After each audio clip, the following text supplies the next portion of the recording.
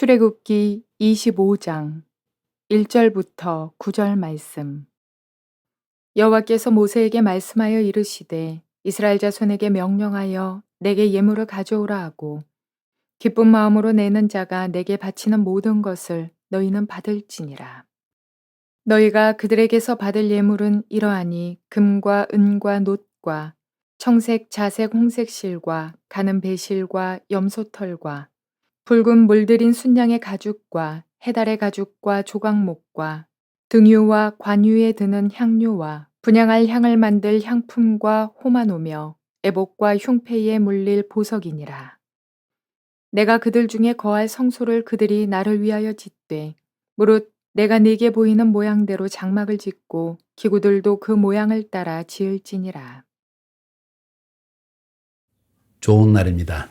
성령님께서 오늘도 여러분의 심령 가운데 큰 은혜와 평강 주시기를 주님의 이름으로 축복하여 드립니다. 오늘은 출애굽기 25장 1절부터 9절까지의 말씀을 통해서 왜 하나님께서 이스라엘 백성에게 성막을 지으라고 명령하셨을까요? 라는 제목으로 말씀을 전해드리려고 합니다. 성막을 하나님이 지으라고 명령하셨습니다. 오늘 25장부터 시작해서 40장까지 출애굽기 마지막 장까지는 광야에서 이스라엘 백성들이 성막을 짓는 이야기가 흘러나옵니다. 그 가운데 32장, 33장, 34장 이 세 장은 그 유명한 아론의 금송아지 사건을 잠깐 삽입했고 나머지는 모두 성막을 짓는 이야기가 나옵니다. 먼저 우리가 알아야 할 것은 성막이라는 단어입니다. 우리 한글 성경에서 이렇게 이 성막을 다양한 표현을 사용하는 걸 볼 수 있습니다. 성소라고 표현하기도 하고 장막이라고 표현하기도 하고 성막이라고도 표현하기도 하고 또 회막이라고도 표현합니다. 이 모든 것이 출애굽기 25장, 26장, 27장 이 세 장에서 나오는 이 성막에 대한 단어입니다. 또 출애굽기 38장으로 넘어가 보면 증거막이라는 표현을 쓰기도 합니다. 증거라는 것은 하나님의 십계명을 적어놓은 그 판을 증거판이라고 얘기하는데 증거판이 들어있는 하나님의 십계명이 들어있는 그 하나님의 처소 그것을 성막이라고 하고 증거막이라고도 표현하기도 하는 것입니다. 자, 여기서 중요한 것은 오늘 본문을 통해서 볼 수 있는 것이 성막을 왜 하나님이 세우라고 하셨냐 하는 내용입니다. 여러분 어떻게 생각하십니까? 이제 오늘 25장부터 40장까지를 통해서 광야의 이스라엘 백성들에게 하나님이 성막을 지으라고 명령하셨는데 우리가 먼저 알아봐야 할 것은 왜 성막을 지으라고 하셨는가? 또 어떤 마음으로 성막을 지어야 할 것인가? 또 그렇게 성막을 지어야 하는 이유가 무엇인가 하는 중요한 내용들을 우리가 오늘 본문을 통해서 살펴보는 것은 의미가 있을 것입니다. 먼저 1절부터 9절까지 오늘 살펴보는데 그 가운데서 중요한 내용을 볼 수 있습니다. 성막은 결론적으로 먼저 말씀을 드리고 싶습니다. 하나님의 성막, 그것은 하나님이 거주하는 곳입니다. 다시 말해서 인간이 하나님을 만나러 가는 장소. 우리가 보통 동남아시아라든가 혹은 중동 지역이라든가 아무튼 그들의 신을 섬기는 신전은 하나님이 그들의 신이 있는 곳이라고 생각하고 인간이 그들을 찾아갈 때 어떤 마음으로 찾아가야 하는 것을 미리 보여주는 하나의 모형이라고도 말할 수가 있습니다. 그래서 다양한 방법으로 성전 이것을 그들의 나름의 신전을 짓는 것을 볼 수가 있죠. 광야의 이스라엘 백성들이 애굽에서 종살이에서 구원함을 받고 난 다음에 하나님은 그들과 언약을 맺으십니다. 시내산에서 너희는 내 백성이 되고 나는 너희의 하나님이 될 것이다. 또 너희는 이 세상에 있는 모든 민족들, 모든 사람들을 위해서 나와 그 민족들 사이에 화목케 하는 제사장의 역할을 하는 나라가 될 것이다. 이렇게 말씀하십니다. 그러면서 이스라엘 백성들에게 하나님과 영적으로 교제하는 길을 가르쳐주기 원하셨습니다. 우리가 하나님과 교제하는 길은 크게 두 가지라고 표현할 수 있습니다. 하나는 예배를 통해서, 하나는 기도를 통해서입니다. 기도와 예배 구분되지 않을 수도 있습니다. 혹은 우리가 예배라고 하면 오늘날은 영어로 worship 하니까 혹은 하나님을 경배하는 것, 찬양하는 것도 이렇게 포함될 수가 있습니다. 아무튼 중요한 것은 찬양, 기도, 예배 이 모든 것은 인간이 하나님을 만나러 가는 방법이기도 합니다. 대부분의 사람들은 하나님을 믿는 사람이든 믿지 않는 사람이든 이 예배, 찬양, 기도 이렇게 하면은 벌써 우리가 하나님의 임재 속에 들어간다, 하나님을 만나러 간다 이런 개념이 있을 것입니다. 그렇기 때문에 이런 하나님께 예배하는, 하나님을 기도하는, 그리고 하나님을 찬양하는 그 장소에 들어가는 그 성전은 매우 중요한 의미를 지니고 있습니다. 단순히 하나님이 거하시기 때문만이 아니고 그 성막이 만들어진 모형은, 특별히 이스라엘 백성들에게 하나님께서 광야에 지으라고 하는 성막이라는 것은 하나님께 나아가는 자는 이런 마음으로 나아가야 한다, 이런 것을 보여주기 때문에 굉장히 중요하다는 것입니다. 자, 오늘 본문에 보니까 8절 9절을 한번 보면은 성경은 이렇게 이야기합니다. 내가 그들 중에 거할 성소를 그들이 나를 위해서 지어라. 짓되 물은 내가 너에게 보여주는 모양대로 장막을 짓고, 성소, 장막 같은 이야기죠. 기구들도 그 모양을 따라 지을지니라. 거기에 사용된 기구들, 금과 은과 동과 철로 만들어진, 그리고 천막, 해달의 가죽, 염소 가죽 뭐 이런 것들, 세마포, 이 모든 것은 하나님이 정한 방법으로 해라. 이 말은 거기에 다 의미가 있다는 것입니다.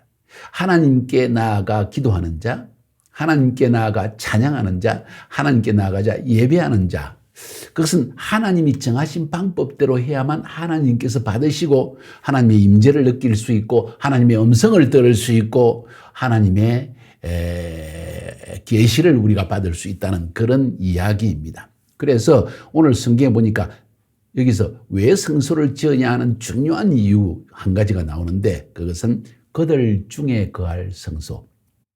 하나님이 인간이 만든 성소 속에 거하신다는 것이지요. 그 이유는 우리와 만나기 위한 것입니다. 하나님이 실제로 그 안에 갇혀 있다는 의미가 아닙니다. 하나님의 궁전을 짓는다는 이야기가 아닙니다. 인간이 만날 수 있는 통로를 만들어 주겠다는 이야기입니다. 그래서 거기에 나오면 내가 거기에서 너희를 만나 주겠다는 그런 의미이지요. 그래서 이 성전을 지어야 됐던 가장 중요한 이유, 광야 생활을 지나가는, 비유적으로 이야기하면 애굽의 종살이, 세상에서 하나님을 알지 못하고 죄된 생활을 하는 우리를 하나님이 구원해 주셨습니다. 예수의 피로 구원하여 주셨습니다. 이제 영원한 천국에 들어가기 전에 우리는 광야라는 이 세상 삶을 지나가게 돼 있는데, 이 세상을 살아가는 우리들에게 가장 필요한 것은 하나님의 인도하심을 받는 것이라는 거죠. 그런데 인도하심을 받는 길을 하나님이 열어주시는데 예배와 찬양과 기도이다. 어디에서? 성소에서. 그 이야기를 주님은 하고 있는 것입니다. 그래서 성소는 하나님이 정하신 방법으로 지어야 된다. 왜? 내가 그 안에 거하면서 너희를 만나려고 하기 때문이다. 너희에게 계시를 전해주려고 하기 때문이다. 이런 이야기를 들려주는 것입니다. 그래서 무릇 내가 너에게 보이는 모양대로 장막을 지어라. 기구들도 그 모양을 따라 지을지니라. 심지어 금, 은, 동, 철 모든 것이 의미를 지니고 있다는 것이죠. 해달의 가죽, 세마포 다 의미를 지니고 있다는 것입니다.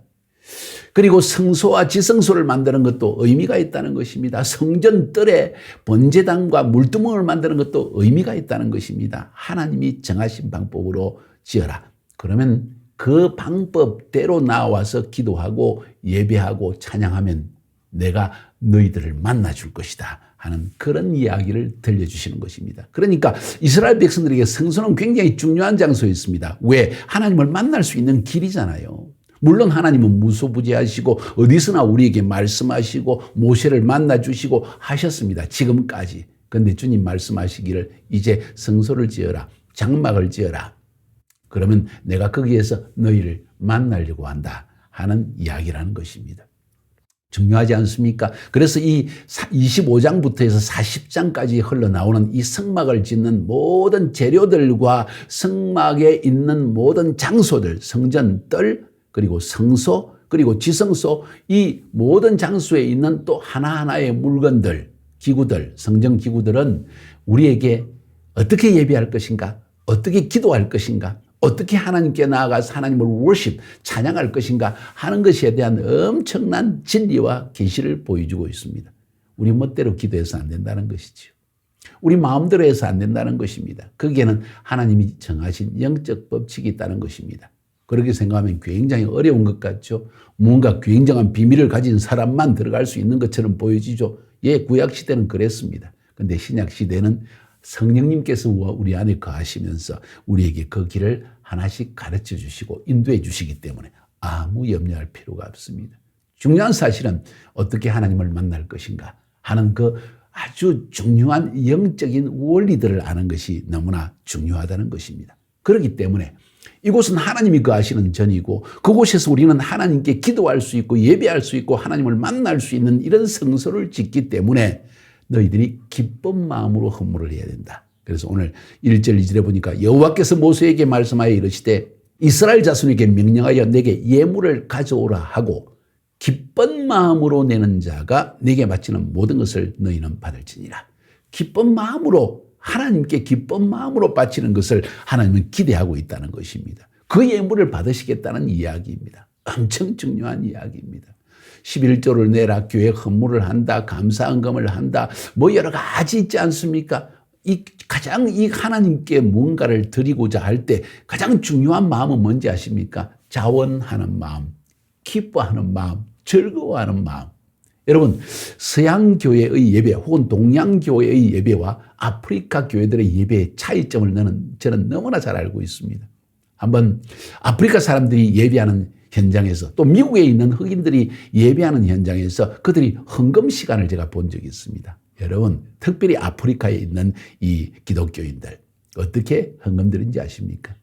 헌물을 들고요. 11조를 들고요. 자기가 갖고 어떤 배추 혹은 무, 우리말로 하면 당근 혹은 감자 혹은 쌀 이걸 추수하고 나서 그걸 혹은 자기 밭에서 기른 조그만 열매 하나까지도 들고 춤을 덩실덩실 추면서 기쁨으로 하나님께 헌물을 드리는 모습을 보게 됩니다. 왜? 쉽게 이야기해요. 신이 나의 예물을 받는다는 사실이 너무 즐겁다는 것이지요. 하나님께서 내 예물을 받으신다는 사실이 너무 기쁘다는 것입니다. 그런데 동양 교회들과 서양 교회들 보면 엄숙하고 조용히 그것도 의미가 있을 것입니다. 문화마다 기쁨을 표현하는 방법이 다를 수는 있습니다. 그런데 저는 이 아프리카 흑인들의 이 헌금하는 시간이 얼마나 기쁘고 얼마나 생동적이고 얼마나 그들의 감정 속에 하나님이 주신 이 지정의 감정 안에 포함된 기쁨의 표현, 하나님 앞에서 하나님이 보시고 얼마나 기뻐하실까. 저는 우리가 하나님께 드리는 헌물을 기뻐하시지만 우리의 마음을 받으시지만은 그 가운데서도 기뻐하며 춤을 덩실덩실 추면서 드리는 이 헌물을 하나님이 더 기뻐 받으시는 것이 아닌가 하는 생각을 가지게 되어집니다. 인색한 마음으로 드리는 걸 하나님이 받으시지 않으십니다. 차라리 드리지 마세요. 오히려 내 마음을 먼저 점검하세요. 그리고 하나님, 정말 하나님이 내게 이 모든 것을 주셨기에 그중에 저는 10의 1조를 주님께 드립니다. 하나님이 내 삶에 모든 축복을 주셨기에 모든 것은 하나님의 것인데 오늘 이 중에서 가장 귀한 것을 하나님께 10의 1조가 아니라 절반이라도 뚝 떼어 주님의 나라를 위해 쓰기를 원합니다. 이 마음이 우리에게 있기 때문에 우리는 기쁜 사람들이에요. 내 거를 드리고도 기쁨이 넘치는 사람이 크리스찬들이라는 것이죠. 성소를 짓는 것은 더욱 그렇지 않습니까? 그래서 하나님의 성전을 지을 때, 교회 건축을 지을 때 모든 목사님께서 하나님이 거하시는 성전을 지을 때 우리의 모든 것을 다해서 바칩시다. 맞는 이야기입니다. 나쁜 동기를 가진 사람들도 있을 수 있겠죠. 또 이것을 듣는 사람들의 마음은 또 다를 수가 있을 것입니다. 그러나 중요한 것은 하나님이 우리와 함께 거하시며 우리 예배를 받으시는 처소를 짓는다는 것. 하나님이 우리의 기도를 받기 위해서 하나님이 원하시는 방법대로 성전을 지으라고 할 때 기쁜 마음으로 자원하는 마음으로 이렇게 드리는 것이 마땅하다고 하나님은 우리에게 가르치고 있는 것입니다. 자, 그곳에서 하나님이 거하시는 그곳에서 일어나는 가장 중요한 일은 나중에 설명을 다 드리겠습니다. 아마도 이 성소에 대한 25장부터 40장까지 흘러가면서 중요한 내용들이 많이 나오지만은 이 하나님의 성소에서 일어나는 가장 중요한 일이 뭘까요? 죄인을 만나주시는 것입니다. 죄인의 죄를 용서해 주시는 일입니다. 죄인의 기도를 들어주시는 일입니다. 거룩하신 하나님께서 죄인에게 말씀해 주시는 이야기입니다. 죄인들이 하나님을 만날 수 있는 장소, 그것이 바로 성소의 가장 핵심적인 장소라는 것을 성경은 이야기해 주고 있습니다. 오늘 이 정도로 하고 마치려고 하는데 먼저 성막의 구조를 여러분이 좀 아는 것이 중요합니다. 하나님께서 광야의 백성들에게 성막을 지어라. 그것은 나에게 예배하러 오는 내 백성들을 만나는 장소이다. 내게 기도하러 오는, 나를 찬양하는, 나에게 감사하기 위해서 오는 나의 백성들을 만나는 장소이다. 그 만나는 장소를 아는 것이 중요하지 않을까요? 앞에서도 이야기한 것처럼 하나님께서 내가 시킨 대로 내가 말한 그 모양, 그 모형, 그 설계도대로 반드시 지어야 할 것이다 말씀하셨습니다. 그러면 도대체 이 성막 안에 무엇이 있을까요? 먼저는 성전 기둥이 있고 그리고 장막이 있습니다. 그리고 성전에 들어갑니다. 들어가면 성전 뜰이 있고요. 그 성전 뜰 안에 조그마한 건물이 서게 되어집니다. 처음에 그 건물의 문을 들어가면 그건 성소라고 이야기합니다. 그 성소를 통과해서 들어가면 지성소라는 곳이 있습니다. 거룩한 곳이다. 지극히 성스러운 곳이다 하는 의미고 그 지성소에서 하나님은 우리를 만나 주시고 우리 죄를 사해 주시겠다는 것입니다. 그러니까 이 성막에는 세 가지 중요한 장소가 있습니다. 첫 번째는 성전 뜰 혹은 성막 뜰, 그 다음에 성소, 그 다음에 지성소. 성전의 뜰에는 두 가지의 중요한 장소가 있습니다. 하나는 번제단이라고 합니다. 거기는 하나님께 드리는 제물을, 짐승을 잡아서 피를 흘리고 가죽을 벗기고 그리고 그 기름을 그리고 그 모든 고기를 불태워 하나님께 드리는 이 번제단이 있습니다. 그 다음에 번제단을 지나면 물두멍이라는 게 있습니다. 큰 물 운덩이죠. 거기에 깨끗한 물을 담아놓고 제사장이 거기에서 짐승을 잡으면서 흘린 피로 물들은 그 손을 다 씻고 자기 얼굴을 피로 얼룩진 얼굴의 모습을 바라보는 곳이 물두멍입니다. 그리고 그곳을 지나면 이제 성소에 들어가는 문이 있습니다. 성소문을 딱 열고 들어가면 그 안에 세 개의 중요한 장소가 있습니다. 첫 번째 오른쪽에 보면 떡상이라고 있습니다. 이스라엘 12지파를 상징하는 12개의 떡이 놓여져 있습니다. 그리고 왼쪽에는 메노라 7금초대 7개의 가지 가운데 한 가지 그리고 옆으로 3가지가 달려있는 메노라라는 금초대가 있습니다. 가운데를 쭉 통과해서 마지막 끝에 가면 나타나는 것이 분향단이라고 합니다. 이건 하나님께 향을 올려드린다고 합니다. 요한계시록에서는 이것을 말하기를 기도의 향이라고 이야기합니다. 분향단을 지나고 나면 거기에 커튼이 있는데 그 커튼은 지성소에 들어가는 커튼입니다. 아무나 들어갈 수 없습니다. 대제사장만 1년에 한 차례 들어갈 수 있습니다. 나중에 설명드리겠지만 이제 예수 믿는 사람은 누구나 들어갈 수 있습니다. 이 커튼을 들어가면 거기가 지성소입니다. 조그만 장소입니다. 하나의 법궤라는 상자가 담겨져 있습니다. 나중에 설명해 드리고 있습니다. 이 모든 것은요, 하나님께 나아가는 자가 어떻게 예배하며 어떤 마음으로 기도하며 어떻게 하나님을 워십할 것인가를 보여주는 매우 중요한 장소입니다.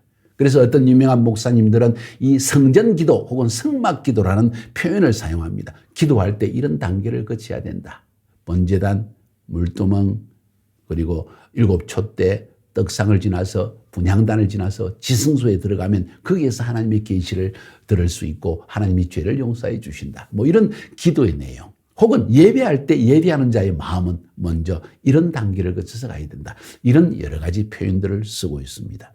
기대하시기 바랍니다. 그리고 이 성막을 통해서 여러분이 어떻게 기도할 것인가, 어떻게 예배할 것인가 이것을 여러분이 한번 기대하시고 보시기를 바랍니다. 오늘 중요한 것은 오늘 여기에 있는 이 성막의 모형도 성전뜰, 성소, 지성소 이것을 여러분이 마음에 더 기억하시고 성전뜰에 2개의 물건, 2개의 장소 그리고 성소 안에 3개의 장소 지성소 안에 1개의 장소. 이것이 우리에게 의미하는 바가 무엇일까? 이것이 가장 중요한 예배의 핵심이요 기도의 핵심이기도 합니다. 여러분의 삶에 이 성막을 연구하고 성막에 대한 설교를 들음으로 말미암아 여러분의 예배의 삶이 회복되기를 원하고 또 기도의 삶이 응답의 삶으로 변화될 수 있기를 주님의 이름으로 축복하여 드립니다. 승리합시다.